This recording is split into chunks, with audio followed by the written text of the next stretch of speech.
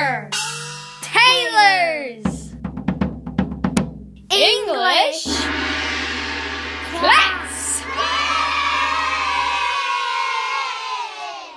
Hello everyone, this is Mr. Taylor, and I hope that you are all doing well and are enjoying the twists and turns in Romeo and Juliet.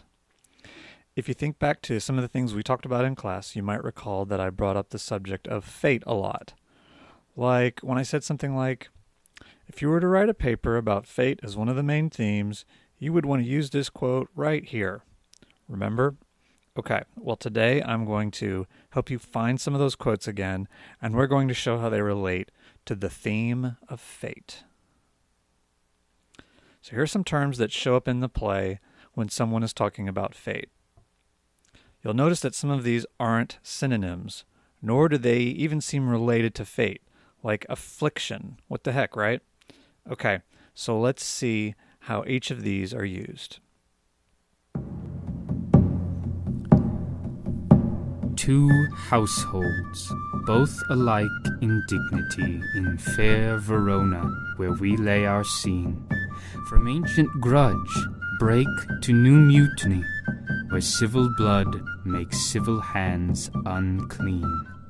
From forth the fatal loins of these two foes, a pair of star-crossed lovers take their life, whose misadventured piteous overthrows. Okay, so think back to the prologue, where we first talked about fate. We've known from the beginning what would happen to these two. Shakespeare is really leaning into the concept that Romeo's and Juliet's fates are sealed from the beginning. Also, check out how fatal is being used as the adjective form of fate. In the same way that skeletal derives from skeleton, Shakespeare is kind of inventing a new word form here to drive home the concept of fate. We have another fate word in the prologue, and it's Starcrossed. When the word Starcrossed is discussed, it's as though it's a major motif in the play, but fun fact, the prologue is actually the only time this term is used in the play, but its association with bad luck would have meaning for the entire audience. This is also a reference to astrology, and folks back then were really into their horoscopes, including the Queen. This wind you talk of blows us from ourselves. Strike, drum! On, lusty gentlemen! Supper is done! Right soon! Romeo, we shall arrive too late! I fear too early, for my mind misgives. Some consequence yet hanging in the stars shall bitterly begin his fearful date with this night's revels, and expire the term of a despised life closed in my breast by some vile forfeit of untimely death.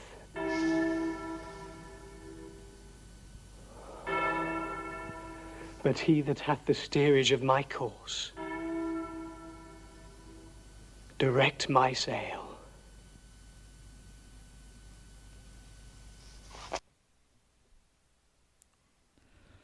So this is the end of Act 1, Scene 4, and Romeo uses the word course as a stand-in for fate.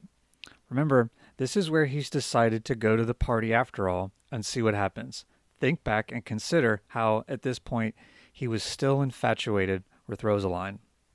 This entire speech gives us a major insight into what Romeo believes. He has had a bad feeling about this, but he goes anyway. Also, if you ever notice when somebody says the word death and then the church bell strikes 3 times, that's maybe not a great sign.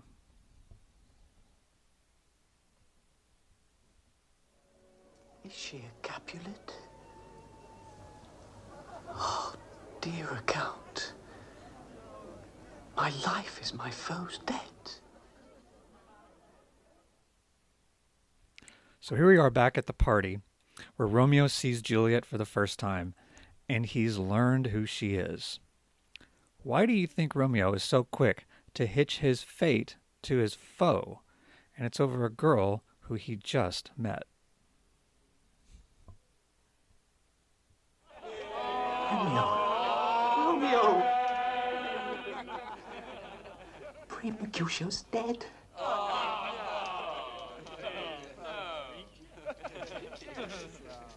Oh, no!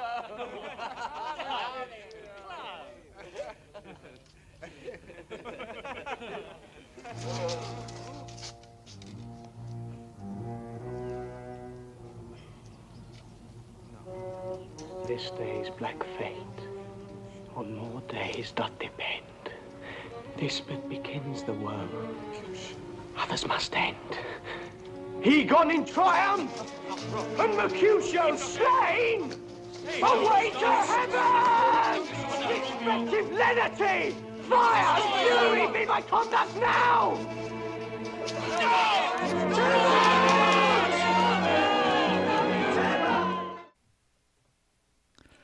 Okay, so this is where things really start to fall apart. And Romeo pretty much gives up on having any control. Fate and fury abound, with nothing resembling the reason and moderation that the friar has been talking about in other scenes.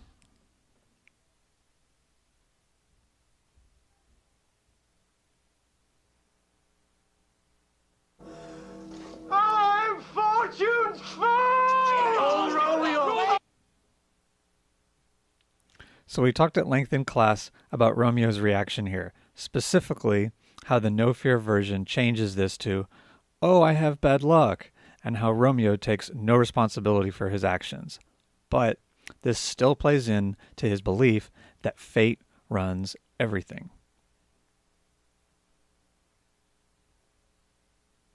Which way ran he that killed Mercutio? Tybalt that murderer, which way ran he? There lies that Tybalt. Up, sir, go with me. I charge you in the prince's name, obey.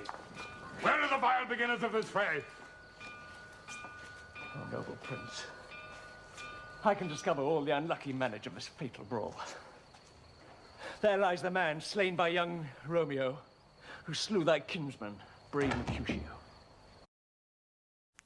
So this is a slightly different production of the play, and that's Benvolio speaking. So this is mostly a literal use of the word fatal, but you can still ask, was this fight preventable? Were Mercutio and Tybalt fated to die?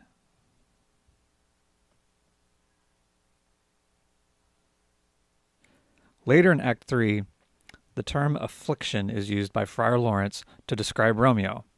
Here we have the friar, remember, right after Romeo just killed a guy, saying, "Trouble likes you, boy."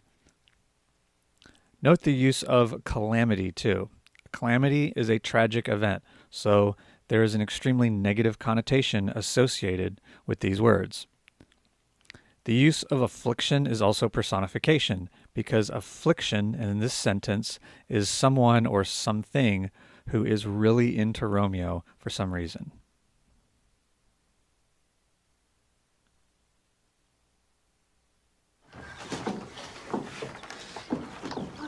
Gone so love, Lord, I, husband, friend. I must hear from thee every day and the hour, for in a minute there are many days. Oh, by this count there shall be much in years, or I can behold my Romeo.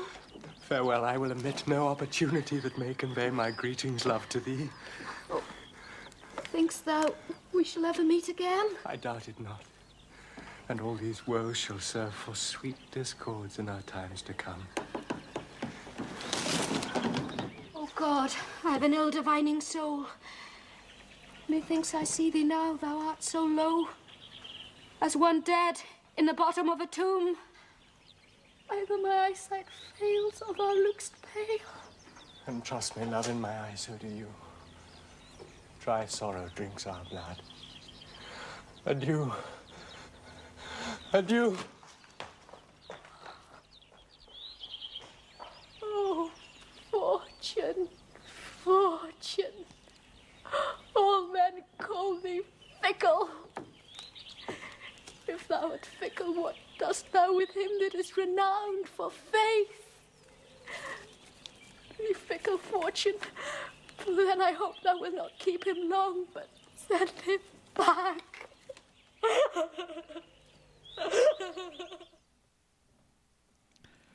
So this is an interesting turn for Juliet. This is the part of the play where we start to really see multiple sides of her.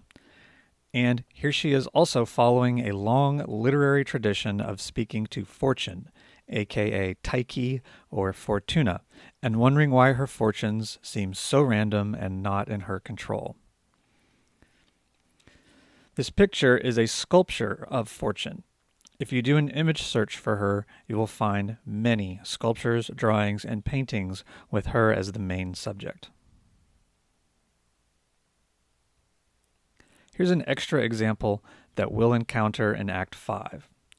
You'll know later what the friar is talking about, but think about his role and his motivations when he says it. Is he really chalking everything up to fate?